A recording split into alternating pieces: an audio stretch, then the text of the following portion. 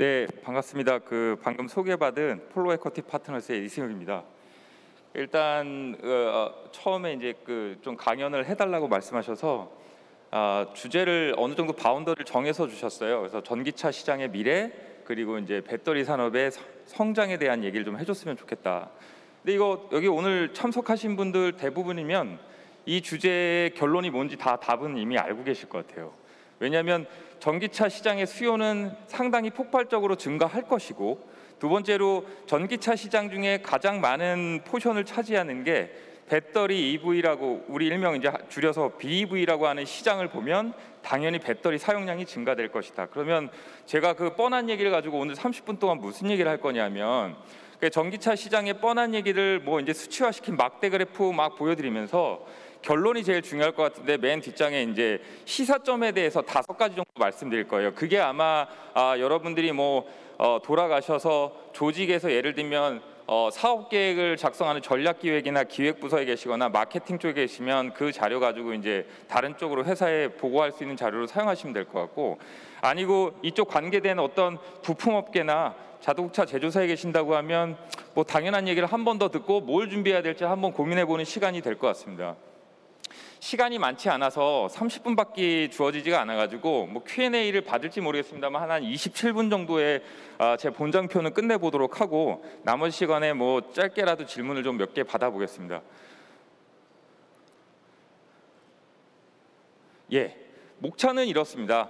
그러니까 우리나라의 전기차 시장도 중요하긴 한데, 우리나라의 전기차 시장에 대해서 논하기 전에 글로벌하게 세계적으로 전기차 시장의 현황, 시황이 어떻게 되어 있는지 하고 그에 대한 이제 25년, 30년을 기점으로 보고 있는데, 그때 대한 전망치.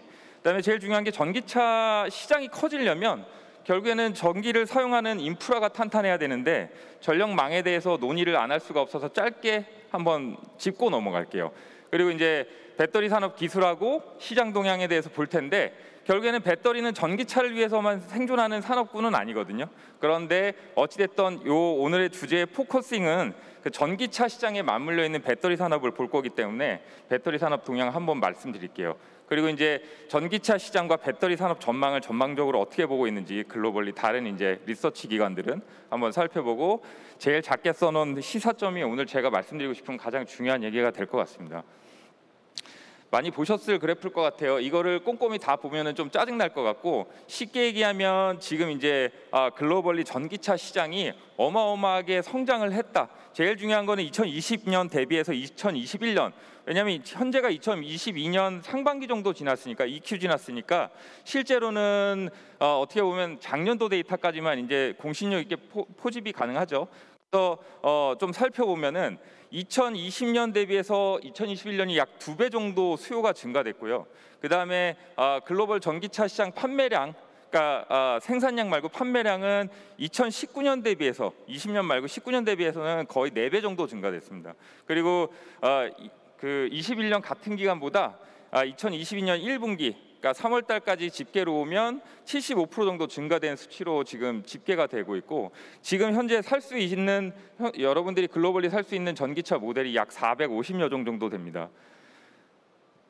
그래서 일단은 지금 이 폭발적 수요가 실은 이제 애널리스트들이나 다른 분들은 거의 2025년이 되면 거의 뭐 수요가 너무 많이 이제 증가될 걸로 보고 있고, 실제로 이제 그에 맞춰서 이제 문제가 되는 것들이 많이 생기죠. 지금 이제 실은 먼저 조금 말씀드려 보면, 전기 자동차를 구동하기 위해서 가장 중요한 게 배터리도 있겠지만 모터인데요. 모터에 들어가는 게 히토류고, 히토류의 글로벌 생산량의 약 90%, 80~90%는 다 중국에서 채굴이 되고 있거든요. 그러니까 PRND나 ND 옥사이드라는 게 있어야 실제로는 뭐 중히토류, 경히토류를 가지고 이제 저희가 좀 어려운 얘기까지 들어가 보면 입계 확산하는 모터를 만들어서 이 모터가 이제 큰 토크, 큰 출력을 내는 전기 모터로 생산이 되는데, 실제로는 이제 그거에 대한 광물을 확보하는데 거의 이제 나중에 전쟁이 일어날 정도로 이제 중요한 이슈가 될 것 같습니다. 배터리도 똑같을 것 같아요. 그래서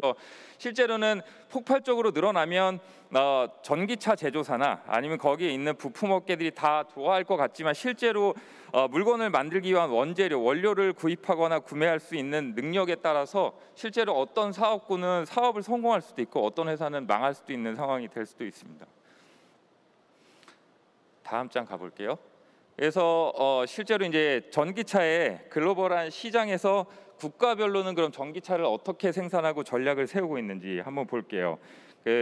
2021년에 미국 같은 경우는 전기차 시장에 한 147만 대 정도 판매를 했고요. 2020년 대비해서는 한 86% 정도 성장한 걸로 보여지고 있습니다.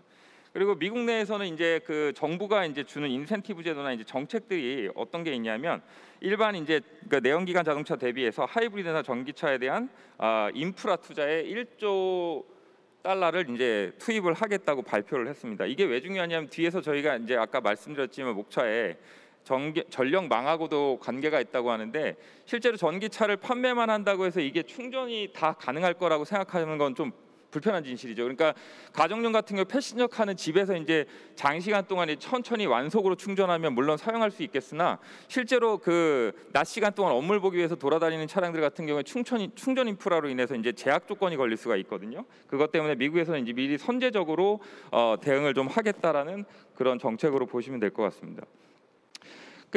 미국 내에 있는 그 전기 자동차 제조사 중에 이제 포드 같은 경우는 25년까지 300억 달러 이상을 투자를 하고 전고체 배터리 기업인 솔리드 파워에 이제 투자를 증액하기로 했다. 이게 되게 중요한 이슈인데 지금 여러분들이 알고 계시는 전기 자동차에 들어가는 국내 3사 내지는 4사 있는 리튬 아이온 배터리 제조사들은 전부 이제 리튬 아이온이냐 아니면 리튬 아이온 폴리머냐 뭐 이런 얘기를 하는데 결국에는 그 안에 그 양극재하고 음극재하고 분리막이 핵심 기술입니다. 그 안에 이제 전해액이 있기 때문에 파우치 타입으로도 만들 수 있고 아니면 각에다가 넣어서 각형으로 만들어내는데요.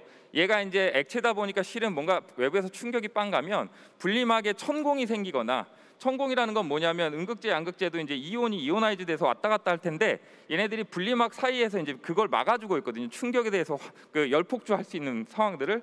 근데 얘가 이제 충격에 의해서 분리막이 구멍이 뚫리게 되면 양극, 음극이 붙어서 이제 폭발로 이루어지고 그 리튬은 원래 물리적으로 자연계 상태에서도 불안정한 애인데 얘를 이제 에너지 밀도를 높여가지고 배터리를 만들어냈단 말이에요. 작게 해서. 근데 이제 얘가 폭발하면 안에 압력이 너무 커져서 이제 열폭주로 불이 안 꺼지죠.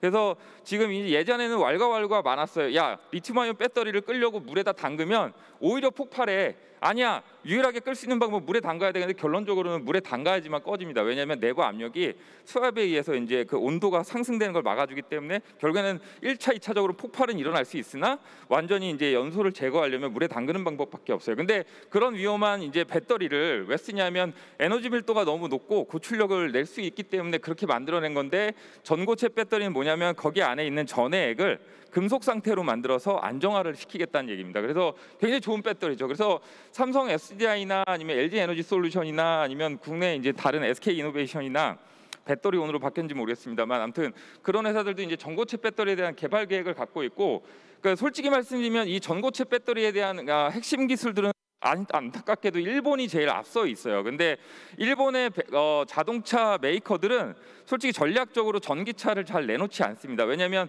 자기네들 공장에서 생산해서 문제가 될 수 있는 탄소 배출에 대한 그 니즈나 아니면 이런 것들이 실제로는 걔네들의 판매량이 높은 하이브리드만 팔아도 문제가 안 되기 때문에 현재는 전기차를 풀 EV를 내놓을 의미가 별로 없어서 실제로는 좀 속도를 늦추고 있는 거죠. 근데 외부에서 보면은 일본도 못하는 걸 우리가 하고 있다 이렇게 보지만 그건 아닙니다. 그래서 물질이나 물질 특허나 아니면 원재료에 대한 특허는 실제로 일본이 제일 앞서고 있고 그리고 이제 여기 그 포드에서 투자한 솔리드 파워는 미국계 회사인데 이 회사도 제일 뭐 업계에서는 빠르다 하고 있습니다만 아직 양산까지는 가지 못한 상태라서 조만간 한 2024년 후반기쯤 되면 이제 전고체 배터리들이 튀어나올 것 같습니다. 그걸 양산화시켜서 이제 실용 단계까지 갈 때까지는 좀 시간이 필요할 것 같지만 아무튼 전고체 배터리가 그렇게 중요하고 그 배터리를 위해서 투자를 하고 있다 이렇게 보시면 될 것 같습니다.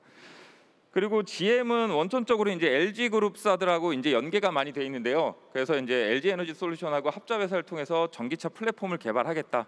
이렇게 밝혔고, FCA는 2025년까지 전동화라는 게 이제 전기 자동차 보시면 됩니다. 전동화에 300억 유로 이상 투자하겠다. 테슬라 잘 아시지만 텍사스의 산마르코스 위쪽에 보면은 그 기가팩토리가 있거든요. 거기에 이제 100억 달러 이상의 투자를 계획하고 있습니다.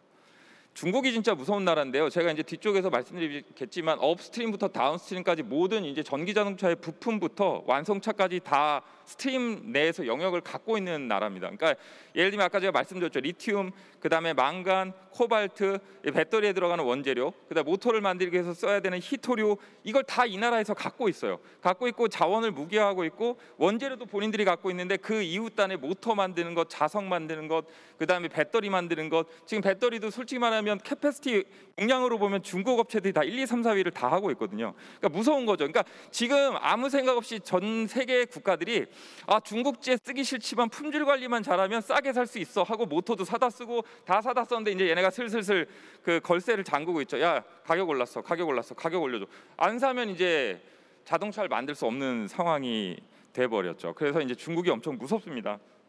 그래서 결론적으로는 2020년에 얘네들이 333만 대 정도 판매하면서 실제로 역대 최고 기록을 냈고, 그리고 이제 하이브리드나 신에너지 제품, 그러니까 전기차 같은 경우에 배치를 확대하겠다고 얘기를 하고 있고, 제일 중요한 거는 이제 외자에 대한 어떤 투자를 좀 꺼려했어요. 들어오는 걸 좀 제한적으로 막아놨는데 그걸 이제 해제를 좀 하겠다고 하고, 그래서 2022년부터는 승용차의 외국인 지분 제한을 해제하고 합자 기업이 두 곳을 넘지 못하게 하는 법안이 있었는데 이것도 이제 제한을 삭제했습니다. 그러니까 중국이 이렇게 한다는 거는 본격적으로 이게 재밌는 얘기인데, 중국에 가서 아무데나 가서 중국 분들한테 그 폭스바겐이 어느 나라 차예요 하면 폭스바겐이 자기네 나라 차라고 얘기를 해요. 왜냐하면 생산이 어마어마하게 하고 있어 되거든요. 그러니까 본인들은 아우디하고 폭스바겐이 자기네 나라 차라고 인지를 하고 있어요. 일반 시민들, 물론 뭐 업계에 계신 분들은 아니라고 알고 있겠지만. 독일 같은 경우는 2020년에 이제 17만 4천 대 정도 판매하고, 그거는 이제 전년 대비해서 한 112% 정도, 약 112% 정도 성장을 한 상황이고요. 그다음에 얘네들 같은 경우는 솔직히 말하면 원재료나 이런 기술보다 핵심 어떤 응용 기술이 많기 때문에 배터리 셀이나 팩에 대한 R&D 비용으로 이제 정부가 투자를 하고 있습니다. 그리고 일본 같은 경우는 2021년 전기차 시장 생산량은 한 739만 대. 내수보다는 해외 수출이 더 많았을 거고요. 그다음에 실제로 이제 그 일본 내 기업들 중에 도요타 같은 경우는 2차 전지 생산 능력을 이제 200기가까지 올리겠다. 200기가와트아워. 그다음 혼다 같은 경우는 중국 시장에 EV 생산을 위해서 한 70억 위안을 투자하겠다. 이거 하나로는 한 1,200억 정도 될 것 같고요. 마츠다는 EV 비중을 2030년까지 25%까지 확대하겠다. 이렇게 돼 있습니다. 그다음에 한국은 솔직히 이제 현대차, 기아차가 이제 같은 회사죠. 그래서 그 현대자동차 이제 브랜드로 보면 현대자동차는 일단 배터리 전기 자동차 판매하고 글로벌 시장 점유율을 7% 정도로 목표를 하고 있고 30년까지, 그리고 35년 이후에는 35년 기점으로는 더 이상 내연기관차를 유럽에 판매하지 않겠다라고 이제 계획을 세우고 있습니다. 기아자동차는 전기차 판매량을 한 120만 대로 상향해서 조정을 했다. 이렇게 보시면 될 것 같습니다. 계속 이게 마지막 장표 같은데요. 시황에서 보시면 아시겠지만 내연기관차가 2021년에 여전히 많고, 그다음에 스탑앤스타트는 회사마다 좀 이름이 다른데 ISG라고도 부르고 뭐 시동발전기라고도 부르고, 이걸 어느 그 구분으로는 하이브리드에서 마일드 하이브리드라고도 하고 소프트 하이브리드라고도 하는데 여기는 좀 구분을 했네요, 마일드랑. 그래서 스탑앤고라는 그 시동 짝 브레이크 밟았으면 시동 꺼졌다가 출발할 때 시동 켜지는 그거까지 포함했을 때 이제 내연기관차가 저 정도 되고요. 그다음에 마일드 하이브리드는 그거보다 좀 발전한 단계에 이제 제동 발전기를 갖고 배터리를 충전하는데 조금 더 48V 이상급으로 달아서 이제 하이브리드화 해가지고 기동 때 조금 도움을 주는 시스템. 풀 하이브리드는 제가 이제 모드로 보면 기동부터 고속 주행에서 이제 관여를 많이 하는 하이브리드 자동차라고 보시면 될 것 같고, FCEV는 이제 퓨얼셀 자동차죠. 그다음에 전체적으로 많이 차지하는 게 전기차 중에는 배터리를 사용한 배터리 EV 이렇게 있습니다. 그래서 2030년까지 보면 배터리 EV 시장이 점점 이제 확대가 될 것이고, 그다음에 내연기관 자동차를 사셨던 분들이 환경적인 문제에 이제 직면하면서 실은 이제 제조사들마다도 이제 내연기관 차들을 생산을 줄일 거기 때문에 기본적으로 장착돼 있는 ISG를 갖고 있는 차량들이 좀 많이 늘어날 거고, 거기에 이제 약간의 하이브리드성을 가지고 있는 마일드 하이브리드 시장이 조금 커질 것이다. 이렇게 보시면 될 것 같습니다. 근데 그럼 왜 풀 하이브리드는 왜 시장이 저렇게 고착 상태로 가냐면, 차라리 풀 하이브리드를 살 사람들은 이제 전기차 시장으로 넘어가는 거죠. 실제로 이제 지방이나 아니면은 모르겠어요. 수도권은 제가 잘 안 여쭤봤는데, 지방에 가서 택시가 전기차인 택시를 타보면 기사분들이 정말 좋아하세요. 왜냐하면 전기 요금, 그러니까 연료비가 거의 안 들어서 실제로 굉장히 좋은 차라고 얘기를 많이 하시거든요. 그래서 결국에는 차량을 구매하는 엔드 유저 입장에서는 2030년 정도 되면 풀 하이브리드보다는 EV를 더 선호할 것이고, 그렇게 보면 여기서 저 도표가 이제 암시하는 건 뭐냐면, 전기 자동차 시장은 당연히 확대가 될 건데, 확대가 되면서 배터리 부족 현상이나 아니면 배터리에 대한 니즈를 어떻게 맞출 것이냐가 이제 문제가 좀 될 것 같습니다. 옆에 보시면 아까 이제 현대자동차가 7% 정도 예상을 한다고 하니까, 현대차가 지금 약 7% 정도 2030년에 예측을 하고 있고요. 그다음에 당연히 이제 폭스바겐이 여러 자동차 회사들을 아우르고 있기 때문에 15% 정도 마켓시어를 보고 있고, FCA가 한 10% 정도, 그다음에 리놀타하고 미쯔비시, 닛산이 한 7%, 테슬라도 풀 전기차밖에 안 만들기 때문에 한 6% 정도 이렇게 예측을 하고 있습니다.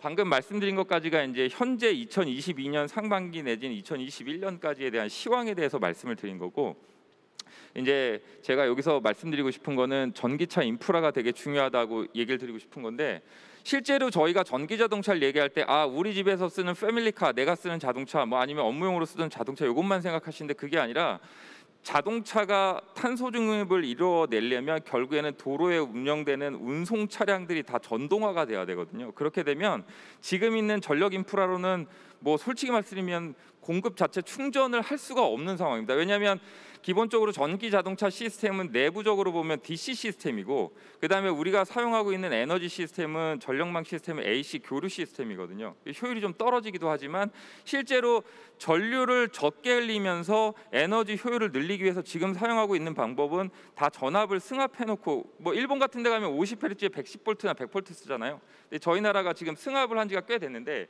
220V로 승합을 했다는 이유는 같은 에너지 양을 내기 위해서 전류량을 줄인 거죠. 왜냐하면 이거 인사사고하고도 관계가 있고 에너지 효율하고도 관계가 있습니다. 그래서 지금 우리나라 같은 경우 220V의 에너지를 빨아낼 수 있는, 뭐 집에 가면 한 15A, 20A, 근데 그걸로 급속 충전 만들기 쉽지 않고요. 그러면은 뭐 완속 충전으로 해야 되는데, 이 지금 이제 주유소 있는 개수만큼 충전소를 짓는다 그러면 지금 있는 망 자체의 선로 용량이 버티지를 못합니다. 저압이든 고압이든 특고압이든.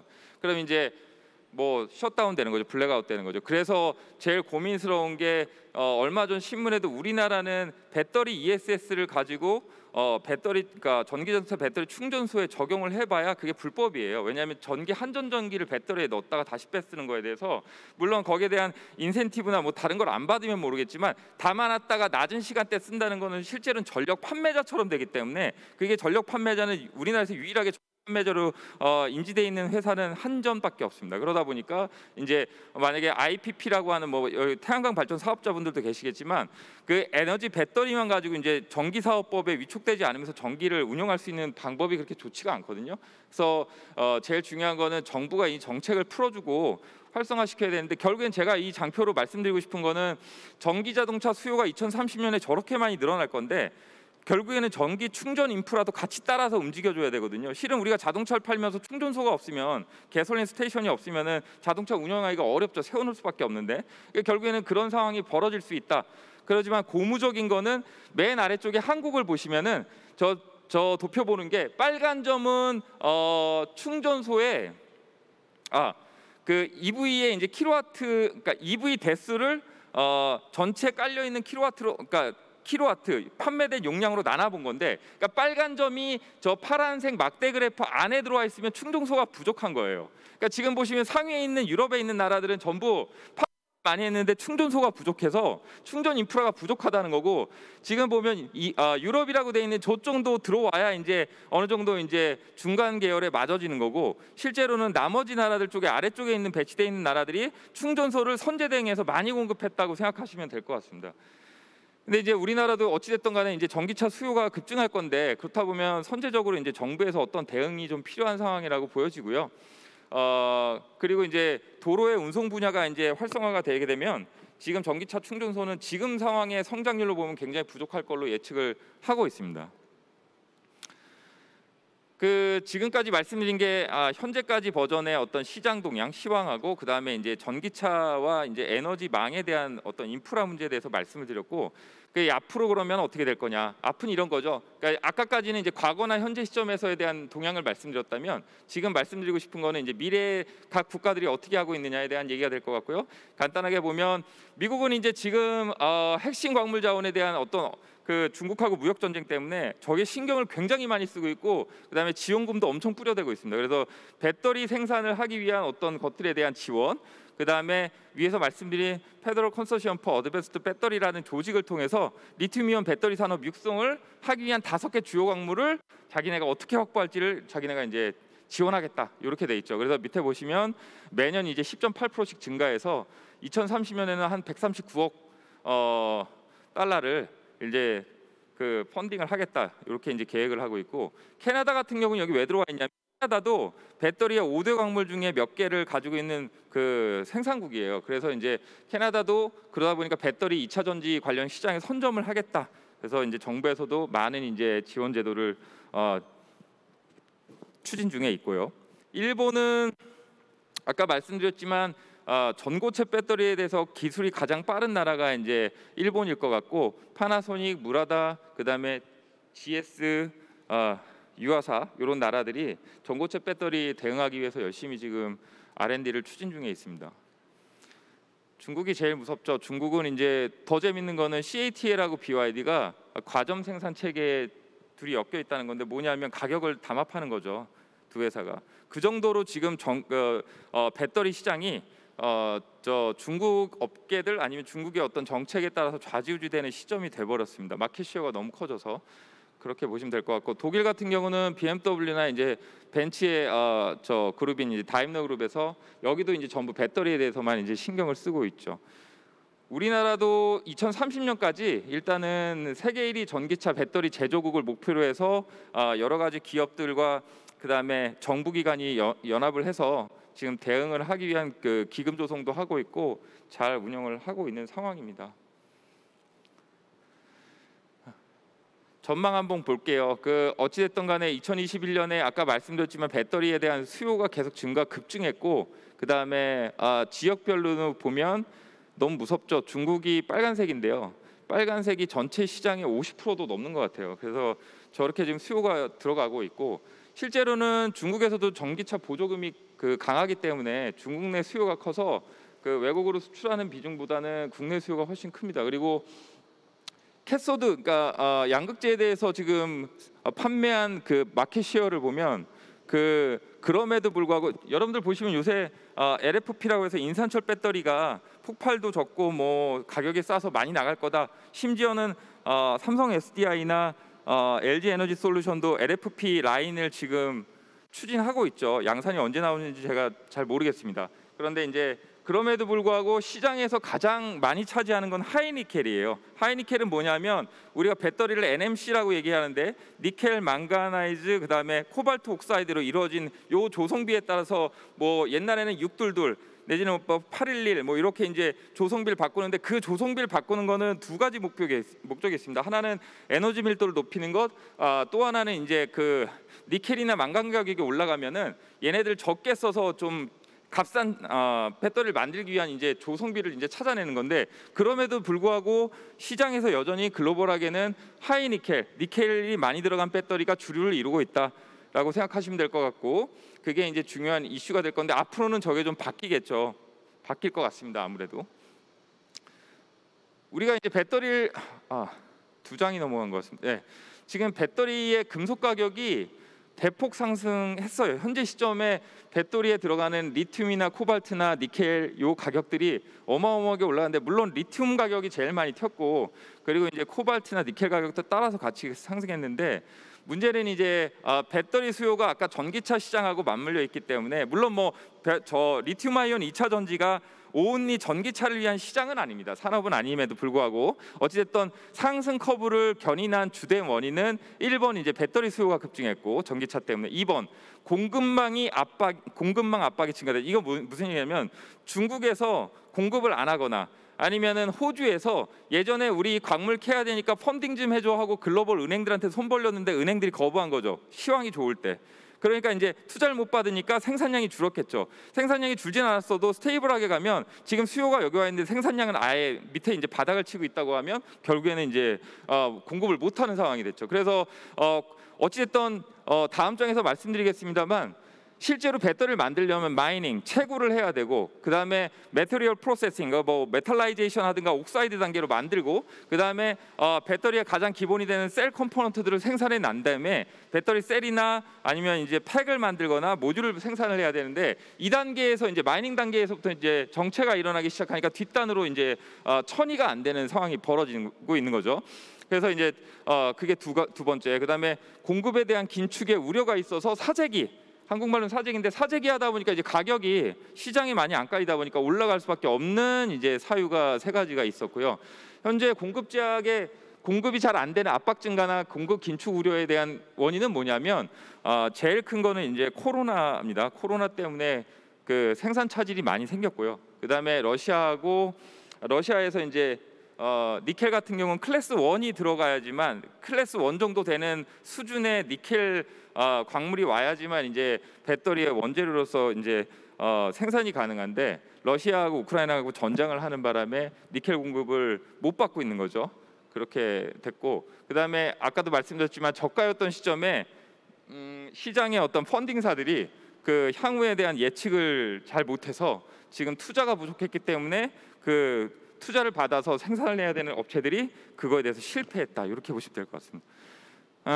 그럼에도 불구하고 그 배터리 가격이, 그러니까 2022년 내 이제 평균 가격으로 보면 그 급등한 물질 원재료들의 상승분만큼 완제품에 대해서 전가가 되진 않았다. 이유는 뭐냐면, 1년 중에 코비드 때문에 아니면 우크라이나하고 러시아 전쟁 때문에 아니면 공급 차질이 일어났던 압박 때문에 이런 것들은 일정 구간 내에 발생한 이벤트들이고, 전체적인 산술 평균으로 보면 그걸 견인할 만큼의 어떤 그 가격이 많이 오를 만큼의 그런 모멘텀은 없었다. 그리고 두 번째는 리튬이나 니켈이나 아니면 코발트, 니켈 코발트 가격이 올라가면 상대적으로 싼 LFP 인산철 배터리, 니켈이나 코발트가 안 들어가는 배터리들로 대체재를 장려했기 때문에 실제로 가격이 그렇게 크게 반등하진 않았다.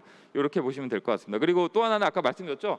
NMC 이제 811, 그러니까 비율이 이제 니켈이나 아니면은 코발트 비율을 줄여서 실제로는 이제 원재료에 대한 회피를 좀 용이하게 했다. 이렇게 보시면 될 것 같습니다.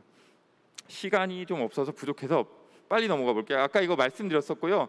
실제로는 제일 중요한 거는, 여기 나중에 자료 다운로드 받으실 수 있으니까 천천히 보시면 모든 원재료의 핵심을 중국 업체들이 다 가지고 있어요. 그래서 저는 좀 무섭고요. 실은 지금 얼마 전에 히토류 중에 이제 ND 옥사이드 가격을 이제 뭐 인터넷에 이제 실시간 가격 정보 사이트나 이런 데 가서 보시면은 놀랄 노짜입니다. 막 지금 상한가 치는 게 거의 뭐 물건을 못 만들 정도로 가격이 올라가고 있어요. 근데 웃긴 거는 가전제품을 만드는 회사나 아니면 전기차 만드는 회사, 현대차, 기아차에 가서 이거 우리 원재료 가격, ND 가격 올랐으니까 가격 좀 조금 올려주세요 하면 절대 안 올려주죠. 구매팀이 오히려 깎죠. 그러니까 이제 우리나라의 비즈니스 하기가 굉장히 어렵죠. 이게 제일 중요하니까 이걸 빨리 1분 내로 말씀드려 볼게요. 아까 다 말씀드렸어요. 그 이제 전기차 시장에 대한 지원 정책이 결국에는 나중에 없어질 건데, 없어지더라도 현재 2030년 아니면 2025년까지 이 전기차 시장의 육성을 위해서 정부가 그걸 유지해 줘야 된다. 그리고 엄격한 차량 효율성과 CO2 표준을 적용해서 일단은 이게 이제 문제가 되지 않게끔 정부에서 해야 될 얘기를 이제 첫 번째 하고 있고요. 그다음에 자연스럽게 이 상황이 될 건데요. 지금 뭐 발전소를 없앤다, 뭘 어쩐다, 스마트 그리드를 써야 된다, 여러 가지 방법을 하고 있고 태양광을 쓰지만 결국에는 그럼에도 불구하고 운송이나 수송에 대한 전기와 전동화가 이뤄지지 않으면 해당 국가들이 이제 목표로 삼았던 CO2 중립 정책에는 다가갈 수 없다. 결국에 이제 저것 때문에 배터리 부족할 거고 충전소 부족할 거고 전력만 망가질 거고 거기에 대한 정부가 정책을 정확하게 내놔야 되고 그 정책을 가지고 이제 사업하시는 분들은 정확한 이제 물건이나 솔루션을 제안을 해야 되겠죠. 예, 그게 2번, 3번, 4번에 대한 얘기고 그다음에 우리나라에 해당되지 않습니다만 글로벌 비즈니스 하실 분들은 투휠이나 쓰휠이 개도국에는 더 맞는 시스템이죠. 실은 전기차를 거기서 굴린다 이건 말이 안 되고 그러니까 쉽게 얘기하면 전동 킥보드나 아니면 전기 자전거나 오토바이나 이런 것들이 이제 더 타겟팅하기가 쉬울 것이다라고 되어 있는 거고 그다음에 마지막은 이제 그 원자재에 대한 얘기인데 저게 이제 탈중국을 하기는 굉장히 어려울 것 같고요. 다만 이제 스마트하게 새로운 기술들 가지고 실제로 그 대체재나 화학물질을 변환해서 회피해서 쓸 수 있는 기술들을 개발을 해야지만 전기차 시장이 2030년에 꼬꾸라지는 게 아니라 앞으로도 계속 지속 가능한 사업으로 될 것이다 라고 감히 말씀드려 보겠습니다. 제 강의는 여기까지 하고요. 시간이 부족해서 뭐 짧게 그냥 쭉 훑어드리는 수준 됐는데 혹시라도 질문 하나 받을 수 있나요? 아니면 끝내야 되나요? 질문 있으시면 나중에 제가 이렇게 걸어 나갈게요. 저한테 오셔서 물어보시면 될 것 같습니다. 감사합니다.